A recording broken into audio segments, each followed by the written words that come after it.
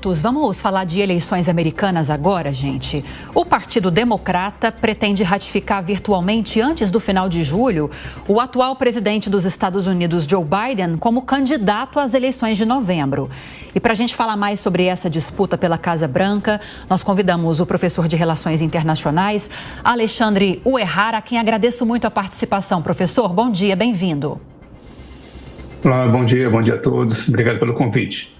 Professor, a gente deixou de falar pelo menos um pouquinho das dificuldades de Biden levar essa campanha até o fim, se eventualmente eleito, exercer mais um mandato até o fim, para falar, para nos debruçarmos nessa tentativa de assassinato, nesse atentado sofrido pelo presidente ou ex-presidente dos Estados Unidos e candidato Donald Trump.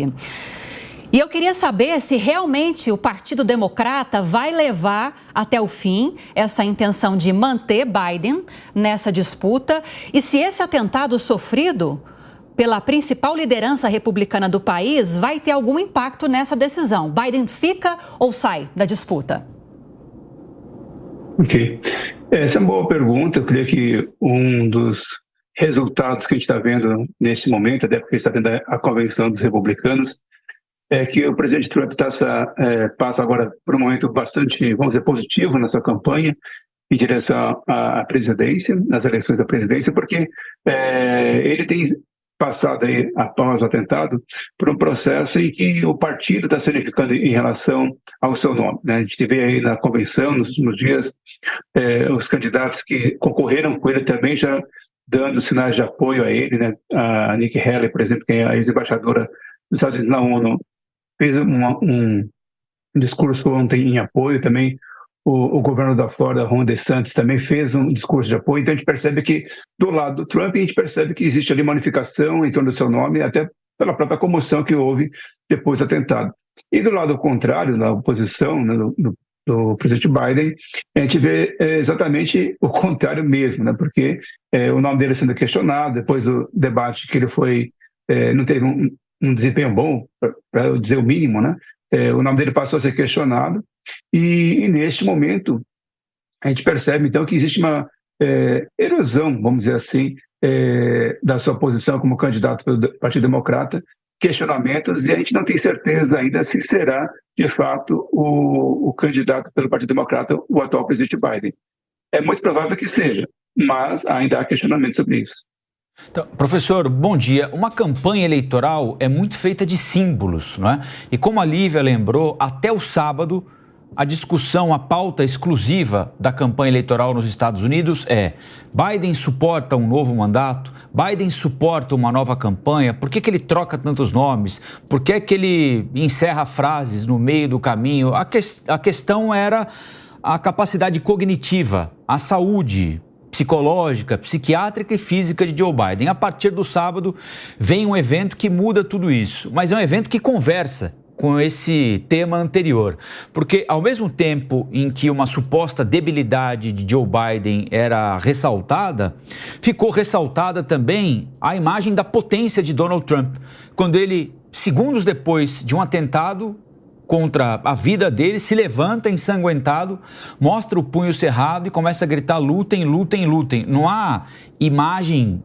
maior de potência possível do que essa, né? Do ponto de vista do símbolo, um símbolo perfeito para fazer um contraponto a um adversário fragilizado, né? Isso vai aumentar, em alguma medida, a pressão para o Biden desistir, se é que ainda adianta, na avaliação do senhor? É muito curioso isso, porque de fato a gente olha os resultados de governo, né? Acho que o governo Biden tem tido resultados positivos, inclusive dentro do próprio Estados Unidos, em termos de resultados. Os projetos que foram colocados no Congresso foram aprovados, então ele tem tido bom desempenho em termos de performance de governo, né? Ele teve, em relação aos seus parceiros internacionais também, uma aproximação importante, enquanto no caso do presidente Trump o que se via, né, era uma fragilização da posição norte-americana com seus parceiros internacionais, internamente também, não necessariamente nos melhores resultados. Porém, como você mencionou, a imagem é muito importante neste momento das eleições, porque os eleitores, ainda aqui nos Estados Unidos, o processo eleitoral seja diferente do processo que a gente vê aqui no Brasil, né? Porque não é uma eleição direta, é uma eleição indireta, né, e são os delegados que de fato no final vão votar, mas isso acaba gerando ali uma expectativa em relação à população que vão votar nos delegados. E essa imagem, neste momento, de fato, o presidente Trump tem uma imagem de muito mais força, de muito mais capacidade de levar o seu mandato, o próximo mandato, caso ele seja eleito, do que o presidente Biden. E veja, de novo, não é em relação à performance do governo, desempenho do governo, mas a imagem que cada um tem passado. O presidente Biden, ao contrário do que aconteceu com o ex-presidente Trump, que, como você mencionou muito bem, né, ele saiu daquele atentado, levantando a mão, chamando, conclamando ali os partidários do Partido Republicano para a disputa, para uma demonstração de força. O Biden, tanto no debate como agora, uma reunião da OTAN em que ele confundiu o nome, né, do Zelensky com o Putin, mostra ali uma dificuldade de posicionamento que ele mesmo reconheceu que quando houve debate, ele foi mal no debate, né? Então ele reconheceu que ele não está tão bom para os debates como era anteriormente. Então, de fato, neste momento, em relação à imagem, a imagem do Trump está muito melhor, muito mais fortalecida, e o próprio partido contribuído para isso, como nós falamos, né? O partido da convenção tem colocado todos os outros atores políticos importantes a favor do Trump, enquanto no caso do Biden, não só ele está fragilizado em relação à sua performance pessoal nas aparições públicas, como também internamente no partido há questionamentos dos próprios apoiadores, o recurso, né, parte dos financiadores da sua campanha também tem ali se dividido entre continuar ou não apoiando financeiramente a campanha nos Estados Unidos do presidente Biden, que é algo importante, né? Temos que lembrar que ainda tem um processo pela frente, então esse é um ponto importante da imagem de cada um dos candidatos. Amanda? Professor, bom dia. Por esse cenário que o senhor descreve, é possível já antecipar, como muitos dos republicanos, né, que fazem essa convenção já com ares de vitória no começo de novembro, faltam mais ou menos 3 meses e meio aí para as eleições americanas. O senhor acha que esse cenário vai se consolidando de vitória do Trump, ou o senhor acha que ainda tem muita água para rolar debaixo dessa ponte e não é possível fazer essa previsão ainda? Então, é lógico que assim, a gente percebe que há um processo de fortalecimento da candidatura do Trump e fragilização da candidatura Biden. Isso assim, todos, assim, acho que é consensual que isso vem acontecendo. Porém, de novo, ressaltando aqui no caso dos Estados Unidos, e agora uma pesquisa recente, né, mostra que mesmo depois do atentado, a diferença entre os eleitores, né, a intenção de voto dos eleitores do Trump e no Biden não mudou tanto assim, está dentro de uma margem de erro, um resultado que saiu no dia de ontem. Então mostra que, assim, apesar de toda essa imagem diferente e oposta que a gente vê, ainda existe uma divisão muito grande nos Estados Unidos, então não necessariamente podemos dizer que o Trump já ganhou. Certamente pode dizer que está se fortalecendo e o do Biden enfraquecendo, mas ainda existe uma grande possibilidade. E dentro da campanha, o presidente Biden conseguindo trazer mais força para aquilo que é bom dele, né? Porque assim, o problema do Biden é que assim, tudo que está sendo discutido hoje é das fragilidades, pontos fracos que ele tem. E ele não consegue, ele mesmo, né, e durante a campanha, trazer os aspectos positivos que foi, né, alguns deles que eu mencionei, em relações internacionais, no desempenho interno. Ele não consegue trazer isso, porque todo o foco das discussões neste momento tem sido sobre a figura dele, a incapacidade ou a fragilidade que ele tem demonstrado recentemente.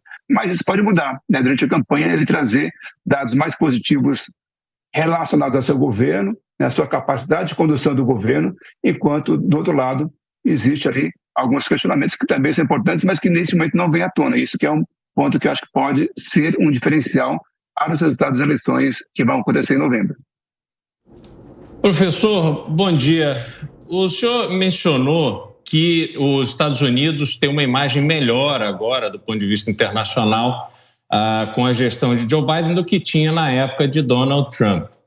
Mas a gente precisa registrar que durante o governo de Donald Trump, os Estados Unidos não teve uma atuação belicosa do ponto de vista internacional, né, militar, e mesmo os conflitos internacionais estavam bastante mais sob controle do que agora na gestão Biden, quando Biden abandona o Afeganistão, deixa um volume de armamentos impressionante na mão de inimigos históricos dos Estados Unidos, depois financia a Ucrânia com centenas de bilhões de dólares do contribuinte norte-americano nessa guerra contra a Ucrânia. Tem a questão de Israel também. O senhor realmente não acha que a situação internacional dos Estados Unidos se fragilizou com a gestão Biden? Na verdade, eu avaliaria em termos mais de perspectivas. Eu creio que a presença norte-americana nas relações internacionais ela vem se enfraquecendo já há algum tempo, né? Não necessariamente nesse governo do Biden ou no governo Trump. Quer dizer, a própria posição norte-americana em termos de participação da economia mundial, ela vem diminuindo ao longo do tempo, né? A gente pensa, logo após a Segunda Guerra Mundial, os Estados Unidos representavam, de fato, vamos dizer assim, arredondando 50% da economia mundial. E de lá para cá vem diminuindo essa participação. Então, isso também tem impacto sobre a própria capacidade norte-americana de liderança, né? O próprio governo Trump, em alguns momentos, deixou ali questionamentos em relação às suas contribuições, por exemplo, para a OMS, a Organização Mundial da Saúde, porque dizia que lá a organização não seguia aquilo que eram os direitos norte-americanos. Então, a gente percebe que existe questionamento. A própria comércio nacional, os Estados Unidos, no governo Trump, vamos dizer assim, não seguiu exatamente as regras da OMC. Então, a gente percebe que os Estados Unidos algumas vezes fala algumas coisas enquanto governo, enquanto Estados Unidos, e não cumpre exatamente aquilo que eles dizem. Então, a gente percebe que vem acontecendo uma fragilização. E neste momento, né, quando nós falamos do governo Biden, um outro ponto que é bem complicado para o governo norte-americano é que, assim, ao mesmo tempo que tem que ter uma liderança, essa capacidade de liderança tem diminuído ao longo do tempo, e com o governo Trump, eu acho que fragilizou as parcerias, e agora o Biden está tendo que recuperar essas parcerias no momento que os conflitos vêm acontecendo. Então, de fato, é um cenário mais complicado. Bom, nós conversamos com o professor de Relações Internacionais, Alexandre Uehara, a respeito dessas movimentações políticas lá nos Estados Unidos para as eleições de novembro. Muito obrigada, professor. Até a próxima. Bom dia. Bom dia. Eu que agradeço o convite mais uma vez, Vivian. Obrigada.